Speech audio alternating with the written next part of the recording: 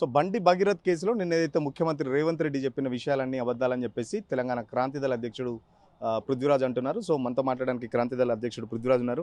అన్న ఏంటి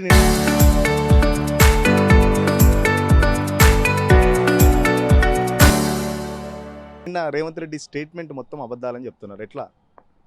కంప్లైంట్ ఇచ్చేందుకు మైనర్ బాలిక తల్లి వాళ్ళు పోయింది 8వ తారీఖు సాయంత్రము 6 గంటలకు.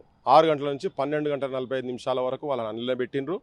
పెట్టిన తర్వాత కూడా వాళ్ళు ఎండార్స్మెంట్ అప్పుడు ఇచ్చిండ్రు. ఒక ఎండార్స్మెంట్ టీమని అప్పటిదాకా కూర్చున్న తర్వాత ఒక పత్రికా మిత్రుడు కూడా ఎంబడి ఉండే ఆ ఒత్తిడిలో అప్పుడు ఒత్తిడి చేస్తుంటే కూడా అది ఇచ్చారు. ఎక్నాలెడ్జ్మెంట్ ఇచ్చేందుకే అప్పుడు చేసారు. కేసు బుక్ చేసింది తెల్లారి. ఓకే, సో ఆయన చెప్తున్నది ఏంది, గంట సేపట్లో మేము చేసినామని చెప్తున్నారు. తర్వాత ఎక్కడ కూడా బండి సంజయ్ని మేము కాపాడే ప్రయత్నం చేస్తలేము అన్నట్టుగా మాట్లాడిండు ఆయన. ఉల్టా మేము పెట్టంగానే కోదండం ఎక్కిస్తామా, ఉరి తీస్తామా అని ఇట్లంట ఎటకారంగా మాట్లాడున్నది కదా. ఈ వెటకారాలు ఇవన్నీ కానీ వాళ్ళిద్దరు మొత్తం కలిసే ఉన్నారు. బండి సంజయ్ అంతకు ముందే బండి సంజయ్ ఇంటికి ఈ బాలిక తల్లి, తండ్రి, బాలిక ముగ్గురు పోతే చాలా హ్యూమిలియేట్ చేసి మాట్లాడి అవమానపరిచి లాస్ట్కు నేను ఏ స్థాయిలో తెలుసు కదా అని బెదిరించి పంపించారని కంప్లైంట్లో కూడా ఉంది. అది మరి కంప్లైంట్లో ఉన్నప్పుడు కంప్లైంట్లో ఉన్నటువంటి వాళ్ళను తీసుకొచ్చి కేసు పెట్టాల్సిన బాధ్యత ప్రభుత్వం మీద ఉంటుంది. పోక్సో చట్టంలో చెప్తున్నది సెక్షన్ 19 ప్రకారంగా సమాచారం తెలిసి కామ్గా ఊకుంటే కూడా అతనికి కూడా శిక్ష పడుతుందని ఉన్నది. నువ్వు సమాచారాన్ని పోలీసులకు చెప్పకుంటుండి ఇంకోటి ఆయన దాచిపెట్టిండు. ఇట్లా దీని వెనుక చాలామంది ఉన్నారు. ఇంకా వీళ్ళందరినీ కాపాడే ప్రయత్నం రేవంత్ రెడ్డి చేసుకుంటూ మళ్ళీ ఉల్టా జనానికి ఏం చెప్తుండంటే నా చట్టం నేను సపరేట్ సిట్ వేసినాను, అసలు సిట్ వేసుడు అనేది సపోర్ట్ చేసేందుకు వేసిండు. కానీ ఏంటంటే బాధితుల దగ్గర ఆధారాలు చాలా తీవ్రమైన ఆధారాలు ఉన్నాయి. తీవ్రమైన నేరం కింద ఆయన అటెంప్ట్ చేసిన వాటికే ఇవాళ సెక్షన్స్ కూడా పెరిగే అవకాశాలు. ఎందుకంటే వాళ్ళు ఒక్కసారి బయటకు వచ్చారు అనుకో కుప్ప ఊలిపోతుంది. ఇదంతా చెప్తున్నా, రాళ్ళు పట్టుకొని పోతారు. వాళ్ళు ఒక్కసారి బయటకు వచ్చి మాట్లాడితే బాధితురాలు తల్లి, బాధితురాలు కనుక బాలిక కనుక బయటకు వచ్చి అసలు ఏం జరిగిందని కనుక చెప్పేది ఉంటే అందుకనే ఇలా గవర్నమెంట్ భయపడి కొన్ని సెక్షన్స్ పెడతా ఉన్నది. ఇప్పుడు వాళ్ళ తరఫుకెళ్ళి ఏం లేదనుకో సెల్ ఫోన్లో మొత్తం డేటా ఉండాలి కదా. ఆయన చెప్పింది కదా బహిరంగంగా మొత్తం ఉన్నదని. మరి ఏమైనట్టు ఇవాళ సెల్ ఫోన్లలో డేటా ఏమైంది? కానీ వేరే దగ్గర బయట ఎక్కడో దగ్గర ఉంటుంది కదా. సో రేవంత్ రెడ్డి పక్కా బండి సంజయ్ని కాపాడే ప్రయత్నం చేస్తున్నాడు. దాంతో భాగంగా ఇంకోటి ఏంటంటే ఇవాళ మానబోటోళ్ళ ఎవరైనా మాట్లాడితే వాళ్ళను హతమారుస్తా, అంతం చూస్తా, వీళ్ళు రాక్షస జాతి, లంకను హనుమంతునికి తోకకు నిప్పంటిస్తే మొత్తం లంకను ఎట్లా కాల్చిండో నేను కూడా మొత్తం కాలుస్తా అని బహిరంగంగా హనుమంత్ జయంతి నాడు కరీంనగర్లో చెప్పుకుంటూ తిరిగింది కదా. ఇప్పుడు మళ్ళీ కొత్తగా కొంతమంది 2-3 జర్నలిస్టుల మీద దాడులు చేపించి మరి హతమార్చే ప్రయత్నం చేస్తుండా. ఆయన ప్లాన్గా భాగంగా చాలా సీక్రెట్ మీటింగ్స్ జరుగుతున్నాయి. ఇప్పుడు ఏదో తప్పు చేసినా ఉదికి అనుకుంటూనే బెదిరిస్తున్నాడు కదా. అసలు ఫస్ట్ ఆయనే బండి సంజయ్ కూడా చర్లపల్లి జైల్లో ఉండాలి. ఆయన కూడా ఒక బ్యారెక్ బెడ్ ఆడ రిజర్వ్ అయ్యి ఉండాలి. ఇప్పటికే తీసుకుపోయి బొక్కల వాడేయాలి. మోడీ కూడా ఇమ్మీడియట్గా నరేంద్ర మోడీ కూడా ఆయన గవర్నమెంట్కి వెళ్ళి మంత్రి పదవికి వెళ్ళి తీసి పడేసాలి. ఎందుకంటే పోక్సో చట్టం అట్లా ఉన్నది. ఆ చట్టం కింద ఈయనను కూడా తీసుకుపోయి నాకు తెలిసిన తర్వాత బాధితులను బెదిరించిండు, తర్వాత పిల్లగాన్ని కాపాడిండు. ఇవన్నీ మనం చెప్తున్నాయి కాదు, ఆయనే చెప్పిండు కదా. నేను నా వకీళ్ళని అడిగినా మా వకీళ్ళు చెప్పారు బెయిల్ వస్తుంది అంటేనే దగ్గర పెట్టుకున్నాం. ఎప్పుడైతే కాదు అన్నారో అప్పుడు నేను సరెండర్ చేసినా అని ఆయనే చెప్పిండు కదా. అంటే ఆయన దగ్గర ఉన్నట్టే కదా. మరి చట్టం అట్లా చెప్తలేదు. నువ్వు ఆశ్రయం ఇచ్చినా దాచిపెట్టిన సమాచారం ఇవ్వకున్నా నీ మీద కేసు అవుతుంది, నీకు కూడా 6 నెలలు బొక్కల వారే సరెండర్ చేసిన అని చెప్పేసి బండి సంజయ్ చెప్తున్న పరిస్థితి. ముఖ్యమంత్రి ఏమో మా పోలీసులు అరెస్ట్ చేశారు, మా పోలీసులు మాకు అదే చెప్పారని. అరెస్ట్ విషయంలో కూడా ఇంత కన్ఫ్యూజన్ ఎందుకు? అసలు ఇద్దరు టాప్ అంటే నైతిక విలువలు లేనటువంటి నాయకత్వం చేతులలో దేశం ఉన్నా రాష్ట్రం ఉన్నా ఇదే అవుతుంది. ఇప్పుడు చూడు, ఒక top most position home minister, అంతర్గత సెక్యూరిటీకి సంబంధించిన రక్షణకు సంబంధించిన మంత్రి ఏమో ఒక పక్కకున్నాడు హోంమంత్రి దేశంలో. ఇక్కడ రేవంత్ రెడ్డి హోమ్ మినిస్టర్, ముఖ్యమంత్రి ఇద్దరు చాలా బాధ్యతాయుతమైన పొజిషన్లో ఉన్నారు. రాజ్యాంగాన్ని కాపాడుతాము, రక్షణగా ఉంటాం అనే వ్యక్తులు ఇద్దరిట్లో ఎవరిది నమ్మాలే తెలియకుంటున్నది. ఎవరిది నమ్మినా సంజయ్ మాత్రం బొక్కలు ఉండాలి. వీళ్ళిద్దరు మాత్రం కలిసి ఉన్నారు. నువ్వు ఇట్లా చెప్పు, నేను అట్లా చెప్పు అన్నట్టుగా ఉన్నది. వీళ్ళు ఏం చెప్తారు మరి?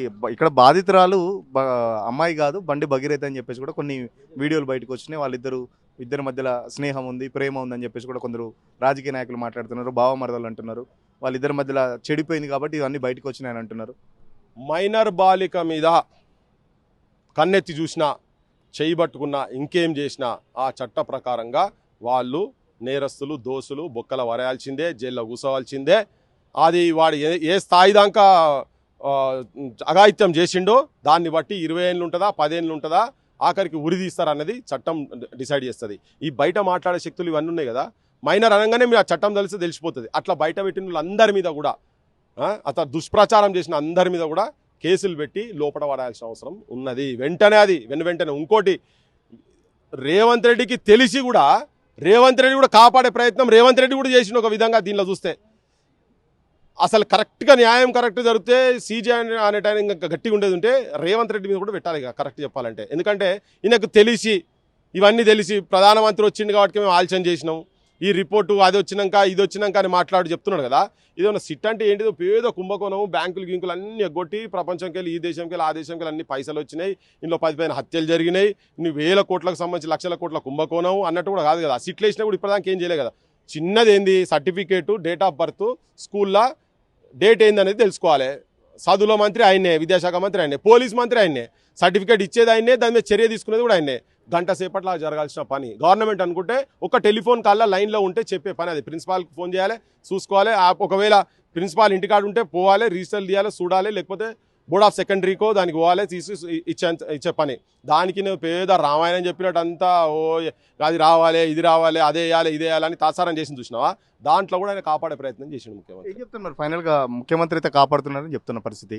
సో బండి సంజయ్ కూడా దాదాపు 9 రోజుల తర్వాత కొడుకును అప్పగించిన పరిస్థితి. నేను ఒకటే, బండి సంజయ్ని మీద కేసు అప్లై అవుతుంది, మనం చెప్పుడు కాదు. A2 కింద బండి సంజయ్కి అప్లై అవుతుంది, ఇంకో ఆయన సంగప్ప అంటేనే అప్లై అవుతుంది, ఇంకా ఎవరెవరున్నారో వాళ్ళందరికీ కూడా తీయాల్సిన బాధ్యత వీళ్ళ మీద ఉన్నది, పోలీసు వాళ్ళ మీద. ఇంకోటి ఏంటంటే కొంతమందిని మీద ఏదైతే ఇది సుపారి అని చెప్తున్నారో బహిరంగంగా కూడా కొన్ని సెల్ ఫోన్లలో పెట్టారు. వీళ్ళు హతమారుస్తామని చెప్పని వీడియోలు పెట్టిన వాళ్ళు కూడా ఉన్నారు. వాళ్ళ మీద కేసులు పెట్టాలి. ఆ పాపది డీటెయిల్స్ బయట పెట్టిన వాళ్ళ మీద కేసులు పెట్టి బొక్కల వారేయాలి. కుటుంబానికి కూడా రక్షణ ఉండాలి. సమాజం కూడా ఇటువంటి బాధితుల సైడ్ ఉండాల్సిన అవసరం ఉందని చెప్పదలుచుకున్నాను. బీసీ బిడ్డ మీద నా మీద రాజకీయ కుట్ర జరుగుతుంది, వాళ్ళు అంతు చూస్తాను కూడా మొన్న హనుమాన్ యాత్రలో చెప్పిన పరిస్థితి. మానవత్వం కాడ బీసీ లేదు, ఓసీ లేదు, ఎస్సీ లేదు, ఎస్టీ లేదు, గిరిజన లేదు, ఇవన్నీ ఏం లేవు, ఆదివాసీ ఏం లేదు అబ్బా. ఫస్ట్ మనిషి, ఒక ఆడపిల్ల, మైనర్ బాలిక నెంబర్ 1 అర్జుడు. ఇంకోటి నువ్వు బీసీ అంటే ఆ బాధితురాలు కూడా బీసీఏ, బాధితురాలు కూడా నీ సామాజిక వర్గమే కదా. అట్లానే కానీ ఇంకెక్కువ లూరు చేసిండు కదా, ఇంకెక్కువ పాపాత్ముడు ఆయన కరెక్ట్ చెప్పాలంటే. ఇంకెక్కువ పాపాత్ముడు. ఇక్కడ మానవత్వం, మతాలకు కులాలకు దీనికి ఏం మనం ఎక్కడ కూడా దీన్ని లింకప్ చేయదు. చేస్తే అది మనం కూడా తప్పు చేసిన వాళ్ళం అవుతాం.